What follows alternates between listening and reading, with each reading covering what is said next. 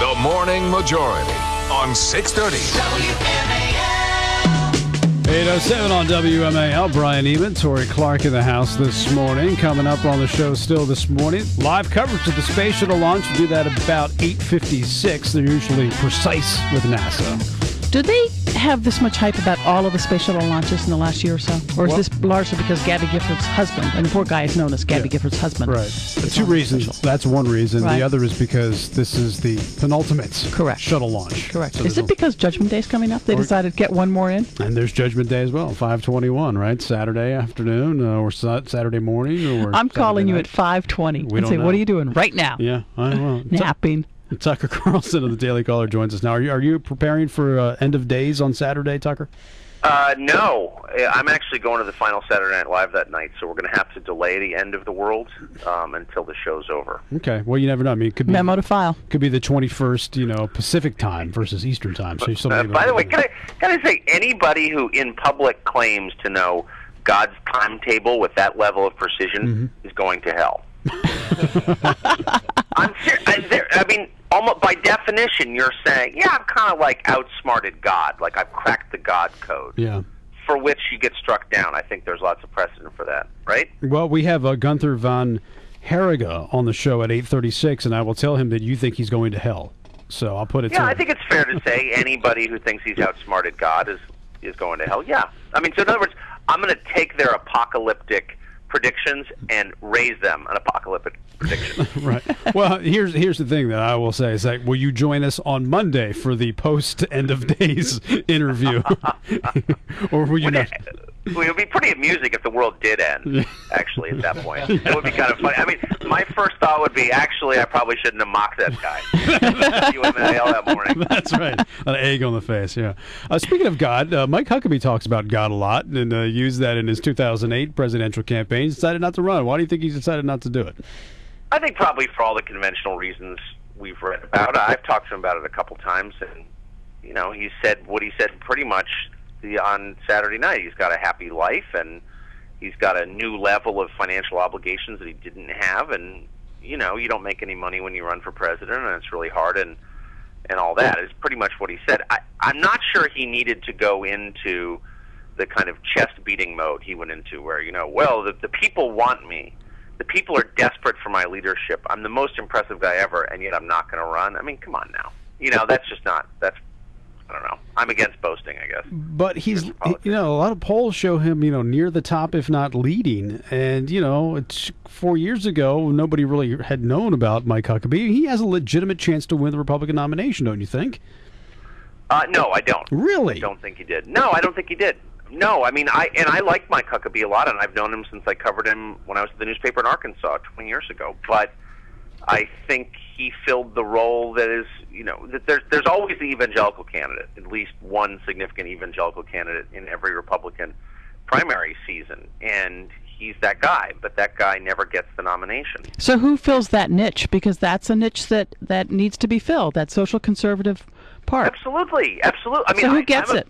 I'm a big believer in having someone articulate that point of view. I agree with a lot of the elements of that point of view personally. So it's not clear exactly who steps forward. Rick Santorum appears the obvious heir. I can't think of anybody else. Rick Santorum is not actually an evangelical. He's a conservative Catholic, but he is a staunch social conservative. So I think he makes that play in Iowa unless someone else jumps in. And do you think the other candidates, Tucker, who may have been thinking, I'm not really going to focus on Iowa because if Huckabee runs, he wins in Iowa, do you think some of them are revisiting their itinerary and saying, need to make those plane tickets for Des Moines now?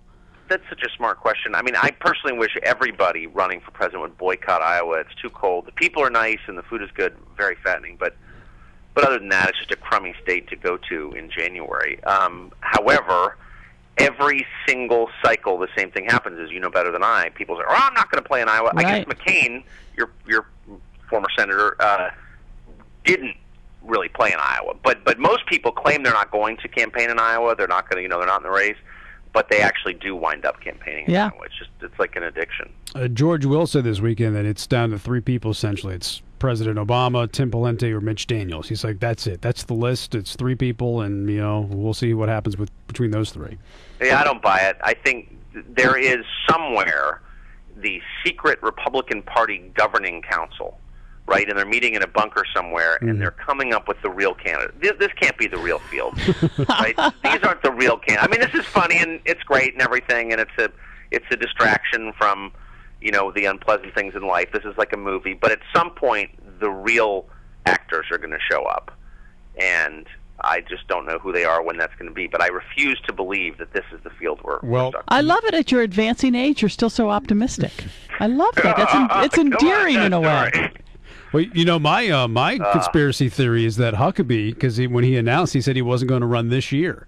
So I was thinking, well, maybe next year when it's 2012, come January, I say, you know what, I just haven't been impressed with the people in these debates that we've been having with the Republican field. I'm going to get in after all. Well, that's entirely possible. On the other hand, these moments tend to come and then they go, pretty quickly. And, I think Mike Huckabee will long be a respected voice in conservative politics, but whether he'll have even a whisper of a chance of getting the nomination 4 years from now is totally unknowable and probably unlikely. Are we just dismissing Newt Gingrich? We are dismissing Newt Gingrich. Right off the bat, because of what reason? Because he's, yesterday's news? Because he's got the marital affairs issue? No. I mean, neither one. Actually, I think Newt Gingrich is relevant. Newt Gingrich probably has an IQ twice mine.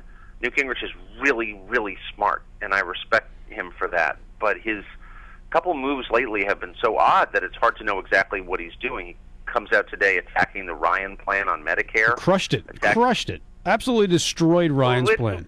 Bizarre. So, and then the other day he's out recently defending ethanol subsidies as conservative and saying that anybody who's not for ethanol subsidies is not a real American.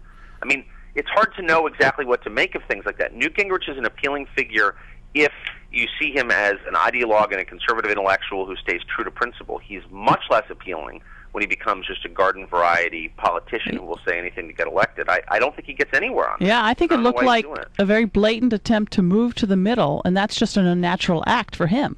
So yes, it's even exactly. it's even more awkward and unseemly than for many other politicians. Exactly. That's so. I'm not as articulate as you are this early morning, but I've had a lot of caffeine. What Tori said is what I was trying to say. That's exactly right. All right, Bristol Palin, corrective surgery or plastic surgery? I'm from Southern California. I think everyone should have any kind of surgery he or she wants. And so I'm totally... I'll put you down. I don't think she should be doing reality shows. That's demeaning and horrible. But the surgery, yeah, go crazy. Okay. And lastly, just because of Tory's connections to the Defense Department during the raid, Osama bin Laden, he had a lot of flash drives and things like that. We were able to pull some of the audio, an MP3 file that was on one of those flash drives. And it's just for you this morning, Tucker. Huh. Happy birthday to you, happy birthday. So, happy birthday.